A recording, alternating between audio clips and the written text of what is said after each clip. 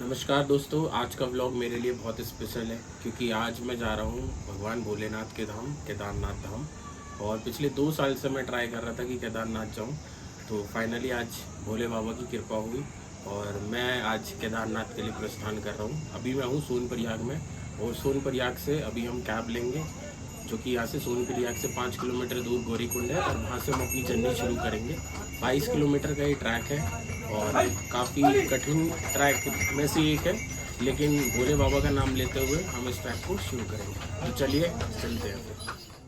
जिंदगी के शोर और भागदौड़ से दूर एक ऐसी जगह जहां वक्त भी धीरे धीरे चलने लगता है, जहां हर सांस में सिर्फ सुकून नहीं बल्कि भक्ति महसूस होती है और हर कदम महादेव के और करीब ले जाता है।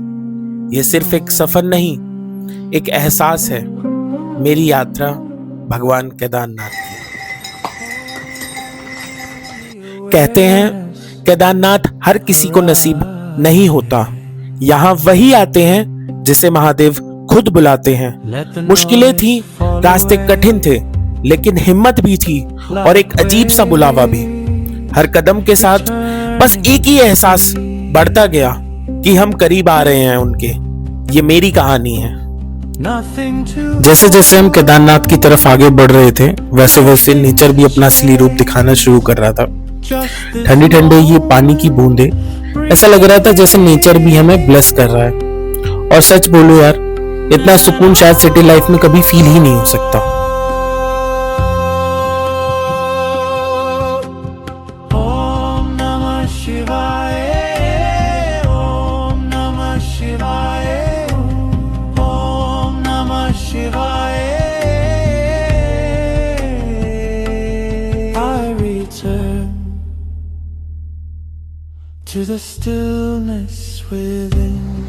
तो दोस्तों, मैंने जो अपनी यात्रा की थी वो पूरी पैदल की थी।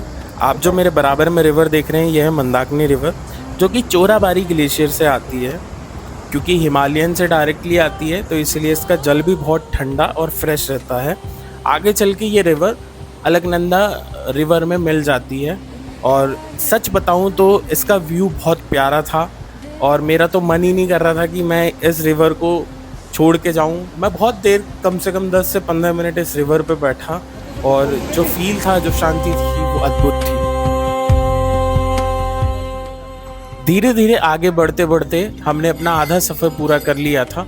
लगभग 6 बजे के आसपास हम 15 किलोमीटर का अपना ट्रैक पूरा कर चुके थे।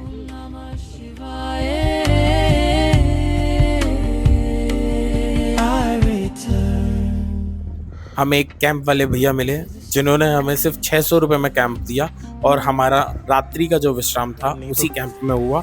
मैं आगे आपको फाइनली 21 किलोमीटर का ट्रैक करने के बाद अब हम आए हैं बेस कैंप और यहाँ पे हमने लिया अपना कैंप। क्योंकि अभी सीज़न ख़त्म ही हो गया, ऑलमोस्ट 23 लास्ट डेट है।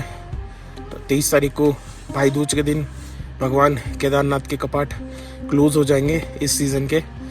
तो ये कैंप हमें 600 रुपये में मिला है और नॉर्मल डेज़ में यही कैंप 1000 रुपये, 1200 रुपये इस तरह का मिलता है। सो कैंप छोटा है लेकिन बेनिफिट अच्छे खासे हैं। इसमें एक लाइट दे रखी है, हीटर दे रखा है ताकि हमें ठंड ना लगे, चार्जिंग पॉइंट दे रखी है, तो इजीली हम आराम से अपनी रात गुजार सकते हैं और सुबह अर्ली मॉर्निंग उठ के हम आरती के लिए जा सकते हैं यहाँ से। सो कल रात अराउंड 1 बजे के आसपास हम यहाँ पे रुके थे और यहाँ पे सारे कैंप्स ही हैं और ये हमारा कैंप था जो कि हमें 600 रुपये में मिला, बहुत सस्ता। उधर सामने गर्म पानी का है, गर्म पानी के लिए 100 रुपीज़ की बाल्टी मिलेगी जिसमें आप गर्म पानी में नहा सकते हैं। और सामने ग्लेशियर, यहाँ पे अभी 3 दिन पहले ही बर्फबारी हुई है अच्छी खासी।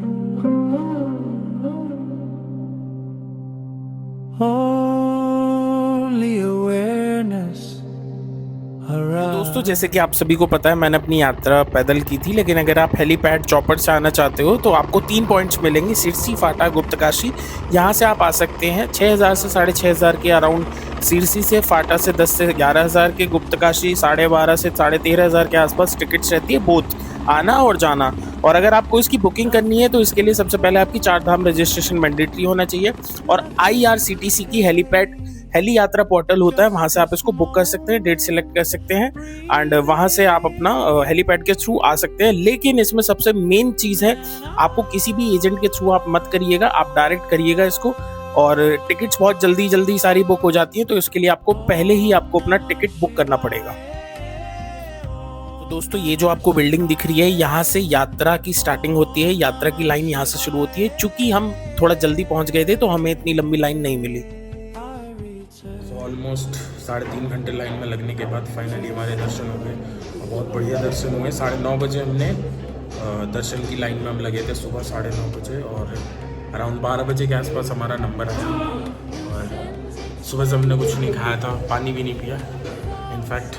तो अब हम कुछ पेट पूजा करेंगे और उसके बाद फिर थोड़ा फोटो। फाइनली इतना लंबा सफ़र, इतनी चढ़ाई, और अब मैं खड़ा हूँ भगवान केदारनाथ के टेम्पल। सच बोलूँ, कैमरे में जितना दिख रहा है, असल में उससे कहीं ज़्यादा पावरफुल फील होता है यहाँ पे आके। 18-20 किलोमीटर का ये ट्रैक, रास्ते में थकान भी बहुत होती है, कभी कभी सांस भी फूलती है, लेकिन जैसे ही मंदिर की पहली झलक मिलती है तो लगता है कि यार सब कुछ वर्थ इट था। यहाँ आकर एक अलग ही शांति महसूस होती है। ठंडी ठंडी हवा चलती है और सीधे चेहरे पर लगती है। आसपास बर्फ से ढके पहाड़ और मंदिर के घंटों की आवाज़, सब मिलके ऐसा माहौल बना रहे थे जैसे शायद कहीं और हो ही नहीं सकता।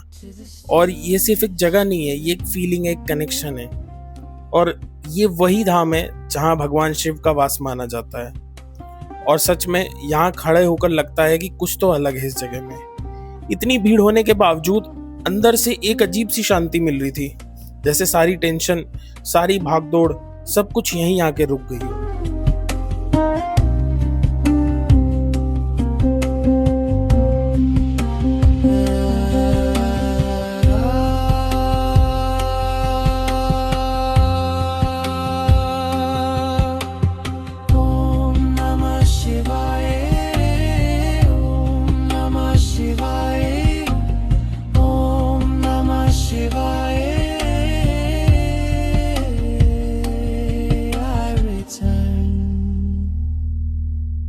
To the stillness within.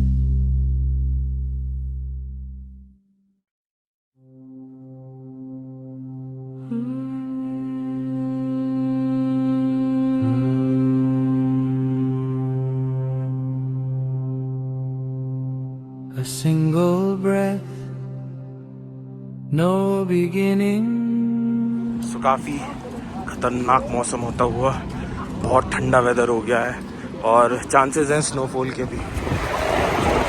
काफ़ी ठंडा वेदर हो गया है और अभी चांसेस है कि स्नोफॉल हो जाएगा। क्यों भाई, लग रहा है ना तो भाई वादी धाम की खूबसूरती की क्या ही बात करें, जवाब ही नहीं मेरे पास।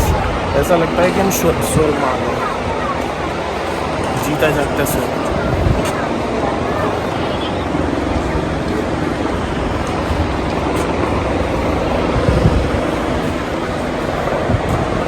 तो ये थी मेरी केदारनाथ की यात्रा, और लास्ट में यही बोलूंगा, अगर आप भी कभी लाइफ में कंफ्यूज हो या थोड़ा ब्रेक चाहिए तो एक बार यहाँ पे जरूर आना, शायद आपको भी वही मिल जाए जो आप ढूंढ रहे हो। सो वीडियो की करते हैं यहीं भी एंडिंग। होप करता हूँ कि आप सभी को वीडियो बहुत पसंद आई होगी। अगर आपको वीडियो पसंद आई है तो वीडियो को लाइक करना, शेयर करना और चैनल को सब्सक्राइब जरूर करना। हर हर महादेव।